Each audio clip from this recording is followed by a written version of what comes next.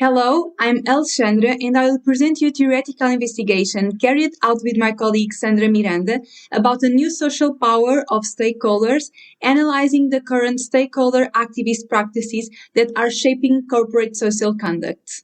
In this way, the main purpose of our research is to investigate the growing power of stakeholders in the social conduct of companies, exploring the current practices through which these groups exercise social power over companies.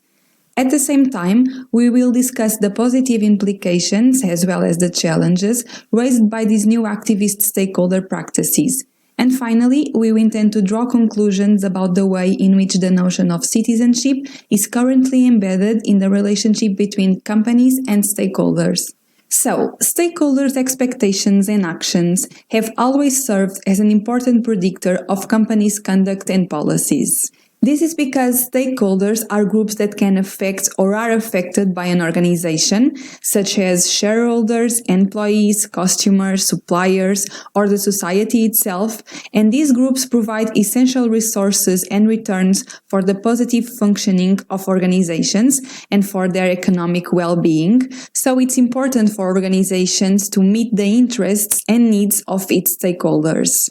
Over time, stakeholders have become increasingly socially aware, largely due to the spread of globalization, the constant technological advances, and the greater economic power of companies, showing today strong demands on companies regarding social issues. Younger consumers, for example, show a superior interest in brands committed to social issues and express their socio-political stances by openly criticizing brands considered unethical. Likewise, employees increasingly worry about the social and environmental impacts of their employers and desire to be involved in corporate social actions and decisions. Within this framework, stakeholder demands began to assume an increasingly important role in the definition of corporate social conduct and, more recently, in the activist positions taken by brands on the most varied social political issues. This led companies to not just adjusting certain practices used throughout their value chain, but also to get directly involved with socio-political causes by exposing a public stance about them and acting for their resolution. In fact, stakeholders have been finding increasingly sophisticated and powerful ways to make companies listen to their claims, namely regarding social issues, giving rise to a new set of participatory and collective actions that seek to affect organizations' social conduct. The current practices through which stakeholders exercise social power over companies have been gaining an activist character, increasingly emerging in the form of anti-brand movements. An anti-brand movement is configured as an anti-corporate movement that uses companies' brands as targets for criticism aimed at affecting their value.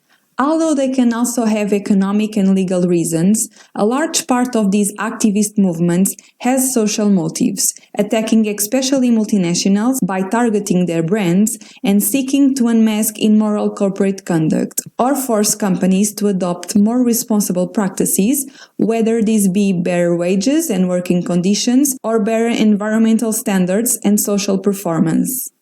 There are different forms that activist movements against brands can take. One of the most used by stakeholders is anti-brand or anti-corporation activism, which concerns stakeholders' disapproval of brand practices throughout their or other stakeholder group or the environment, taking actions to threaten the image and the reputation of a brand with the ability to reduce its financial value. Anti-brand activism is currently carried out using three common practices. The first one is brand boycotts. In this strategy, there is an attempt by one or more parties to achieve certain goals by urging individual consumers to refrain from making selected purchases in the marketplace. In this way, there is an attempt to avoid the purchase or use of the products or service of certain brands as a means of resistance, for a short or long term, with these boycotts being normally conducted for social concerns. Other common practices to engage in anti-brand activism are the anti-brand communities. These communities consist of groups of stakeholders who resist the imposed meanings or values of a brand, having negative feelings for it, frequently related to social justice issues. Today, these communities arise and operate mostly through the cyberspace, providing a social liberating place where members try to achieve common goals and being a resource center for activist actions, such as demonstrations or boycotts. Finally, culture jamming involves the appropriation of the image content of a brand, such as logos or advertisements, keeping its design but altering its meaning and purpose as an act of resistance to raise awareness of unethical corporate practices or social political issues related to the brand. These practices is related to anti-capitalist movements, being based on the idea of resisting the dominant ideology of consumerism, recreating commercial culture in order to transform society. Here are some examples of these stakeholder activist practices. So, regarding brand boycotts, there was a very controversial case with the ride-hailing service Uber in 2017. Uber was boycotted by its consumers as a response to accusations that the brand intended to profit from a protest against President Donald Trump's executive order, banning refugees and immigrants from certain countries from entering the United States. Hundreds of thousands of customers deleted the Uber app when Uber continued to operate its service at John F. Kennedy International Airport in New York during a civil protest against Donald Trump policy, which included a taxi driver strike. Uber was accused of being unethical, profiting from the taxi strike, and putting its support behind Trump's immigration ban. This affected the brand reputation and revenues, leading Uber to commit to set aside a $3 million fund to help drivers affected by the immigration ban. There are also many examples of anti-brand communities. For instance, an anti-McDonald's online community was created with the aim of providing information about the health risks of consumer McDonald's food products, such as increased risk of heart disease, cancer, or diabetes, as well as the brand's environmental impacts. The community also tries to get its members involved or to take actions to eliminate unhealthy foods, reject excessive consumption, and promote a healthier lifestyle.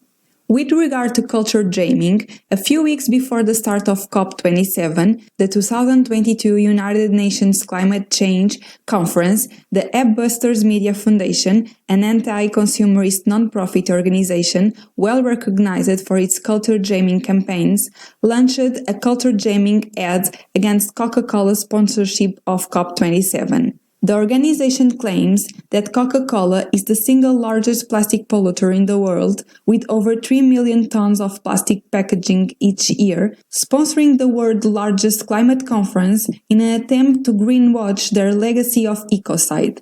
As such, AdBusters appropriated the design and image in Coca-Cola's ads, as well as its slogan Open Happiness, and changed the image coming out of the bottle to images of garbage and wasted plastic, and the slogan for Open Ecocide, proud sponsor of COP27, in order to alert to the damage of the brand to the environment. The growing opposition to capitalism and corporate globalization that began to be widely disseminated in the second half of the 20th century also favored the emergence of anti-consumption movements as a way to resist globalization, consumerism, and marketing efforts. Anti-consumption movements are a practice of resistance to consumption in general.